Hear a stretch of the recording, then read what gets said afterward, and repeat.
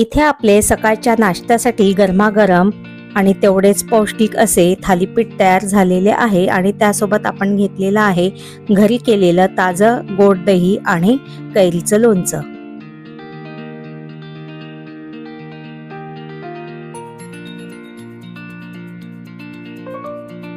नमस्कार, मी प्रतिमाज किचन मध्ये आपलं सर्वांचं खूप खूप स्वागत।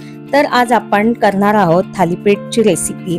तर हे थालीपीठ तुम्ही सकाळच्या नाश्त्यासाठी किंवा मुलांच्या डब्यासाठी नाही तर मग संध्याकाळी जर आपल्याला झटपट आणि तेवढंच पौष्टिक असणारं हलकं फुलकं काहीतरी पाहिजे असेल तर हे थालीपीठ आपण सहजपणे करू शकतो। तर आज माझ्या फ्रीज मध्ये फक्त एक काकडी आणि थोडंसं गाजर होतं, तर म्हटलं चला याचं आपण आज थालीपीठ करूया। कारण हे थालीपीठ खायला तर अप्रतिम वाटतात पण तेवढेच पौष्टिक सुद्धा असतात, मुलं पण आवडीनेही खातात। रेसिपी खूप साधी सोपी आहे आणि मी हे विदर्भ पद्धतीने हे थालीपीठ केलेले आहे। रेसिपी पूर्ण बघा, पण रेसिपीला सुरुवात करण्याआधी जर तुम्ही माझ्या चॅनल वरती नवीन असाल तर माझ्या चॅनलला लाईक आणि सबस्क्राईब करायला विसरू नका। चला तर रेसिपीला सुरुवात करूया। सर्वात आधी थालीपीठ करण्यासाठी मी इथे 8 ते 10 हिरव्या मिरच्या घेतलेल्या आहे, 8 ते 10 लसूण पाकळ्या, थोड्याशा कोथिंबीरीच्या काड्या आणि जिरा। कोथिंबीरीच्या काड्याऐवजी तुम्ही कोथिंबीर पण वापरू शकता, पण कोथिंबीरीच्या काड्याने थालीपीठाला चव छान येते। तुम्ही जर कधी वापरत नसाल तर नक्की वापरून बघा। आता हे सगळं मिक्सरच्या भांड्यामध्ये आपल्याला टाकून द्यायचं आहे। मिक्सरच्या भांड्याचं झाकण लावून आपल्याला हे छान जाडसर वाटून घ्यायचं आहे। तुम्ही इथे बघू शकता की आता आपल्या इथे हिरवी मिरचीचं वाटण छान झालेलं आहे, ठेचा तयार झालेला आहे। नंतर आपल्याला इथे घ्यायचं आहे काकडी आणि गाजर। तर माझ्या फ्रीजमध्ये एक काकडी आणि थोडंसं गाजर होतं म्हणून मी तेवढंच घेतलेलं आहे। तुम्हाला जर जास्त प्रमाणात करायचं असेल तर तुम्ही काकडी आणि गाजरचं प्रमाण वाढवू शकता। नंतर आपल्याला काकडी छान जाडसर किसणीने किसून घ्यायची आहे आणि काकडी किसून झाल्यानंतर आपल्याला गाजर सुद्धा जाड किसणीने किसून घ्यायचं आहे। इथे आता काकडी आणि गाजर छान किसून झालेला आहे। नंतर मी इथे घेतलेला आहे मध्यम आकाराचा कांदा। कांदा पण छान किसून घेतलेला आहे।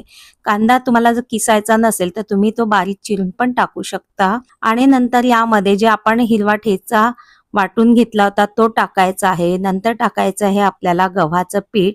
गव्हाचं पीठ अंदाजाने टाकायचं आहे, जेवढं आपल्याला थालीपीठ करायचं आहे तेवढं।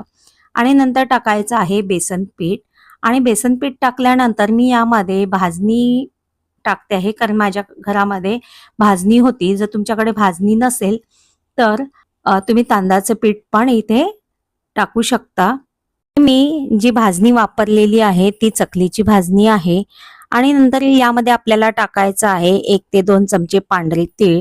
आणि पांढरे तीळ टाकल्यानंतर थोडासा ओवा टाकायचा आहे, तो हातावरती छान कुस्करून घ्यायचा आहे, मग टाकायचा आहे। नंतर टाकायचं आहे 1 चमचा धने जिरे पावडर, आपल्या आवडीनुसार साधं लाल तिखट, कारण यामध्ये आपण आधीच हिरवी मिरची वापरलेली होती म्हणून तिखट बेताने टाकायचं आहे। नंतर टाकायचं आहे हळद आणि मग चवीनुसार मीठ। आता सर्वात शेवटी टाकायची आहे आपल्याला हिरवीगार बारीक चिरलेली कोथिंबीर। कोथिंबीर छान भरपूर टाकायची आहे, त्याच्याने थालीपीठ दिसतात पण छान आणि चवीला पण छान लागतात। आता हे सगळं पीठ आपल्याला छान व्यवस्थित मिक्स करून घ्यायचं आहे। आधीच यामध्ये आपल्याला पाणी टाकायचं नाही, कारण काकडीला आधीच भरपूर पाणी सुटतं, म्हणून त्या पाण्यामध्येच ते पीठ जेवढं भिजवता येईल तेवढं भिजवायचं आहे। नंतर आपल्याला थोडं थोडं करून हे याच्यामध्ये पाणी टाकायचं आहे। तर हे पीठ आपल्याला खूप घट्ट असं भिजवायचं नाहीये, हे अगदी असं पातळ भिजवायचं आहे, म्हणजे जेव्हा आपण हे तव्यावर टाकू तर सहजपणे ते पसरल्या जाईल। आता तुम्ही इथे बघू शकता की पीठ छान मी असं पातळ भिजवून घेतलेलं आहे। नंतर थालीपीठ करण्यासाठी मी इथे तवा गरम करून घेतलेला आहे। तर हा माझा खास थालीपीठ किंवा भाकरी करण्याचाच तवा आहे। इथे छान तवा गरम करून घ्यायचा आहे। तवा गरम झाल्यानंतर गॅस आता इथे कमी करायचा आहे। तव्यावरती सर्वात आधी आपल्याला तेल टाकायचं आहे। तेल छान व्यवस्थित लावून घ्यायचं आहे। नंतर मग भिजवलेलं पीठ आपल्याला असं हाताने घेऊन छान हाताने असं पसरवून घ्यायचं आहे। हे पीठ हाताने पसरवत असताना इथे आपल्याला गॅस अगदी मंद ठेवायचा आहे। विदर्भामध्ये जे थालीपीठ करतात तर ते असं हातानेच पसरवून करतात, खास करून काकडीचे किंवा दुधी भोपळ्याचे थालीपीठ करताना। पण तुम्ही जर नवीन असाल आणि तुम्हाला जर हाताने पसरवायला जमत नसेल तर मग तुम्ही चमच्याने पण हे पसरवू शकता, पण हे चमच्याने पसरवण्यासाठी याच्यासाठी थोडंसं परत पीठ पातळ करावं लागतं. आता याच्या बाजूने आपण थोडं थोडं तेल सोडून देऊ आणि एका साईडने मंद गॅसवरती हे थालीपीठ आपल्याला असंच होऊ द्यायचं आहे. आपल्याला हा थालीपीठ पलटवायचा आहे, म्हणून परत थोडंसं बाजूनी कडेकडेनं आपण तेल टाकू आणि थोडंसं त्याच्या कडा उचकवत आपलं थालीपीठ पलटवून घ्यायचं आहे.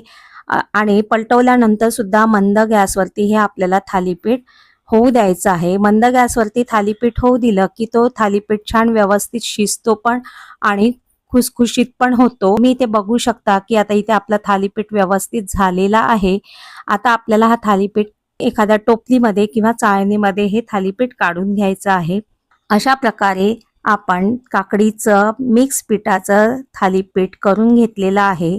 आता आपल्याला अशाच प्रकारे बाकीचे पण थालीपीठ करून घ्यायचे आहे. आज आपण एकदम साध्या सोप्या पद्धतीने जे जे घरामध्ये पीठ होते तेच वापरून आणि काकडी गाजर वापरून असं पौष्टिक पण तेवढं झटपट आणि अप्रतिम वाटणारं थालीपीठ केलेलं आहे. हे थालीपीठ तुम्ही नाश्त्यासाठी, रात्रीच्या जेवणासाठी किंवा डब्यासाठी पण सहज करू शकता. मला खात्री आहे की आजची ही रेसिपी तुम्हाला नक्कीच आवडली असेल. तुम्ही जर हे थालीपीठ कधी केले नसेल तर नक्की हे थालीपीठ करून बघा.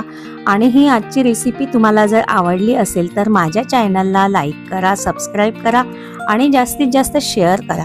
पुन्हा भेटूया अशा साध्या सोप्या झटपट आणि पौष्टिक रेसिपींसह. तोपर्यंत बाय बाय.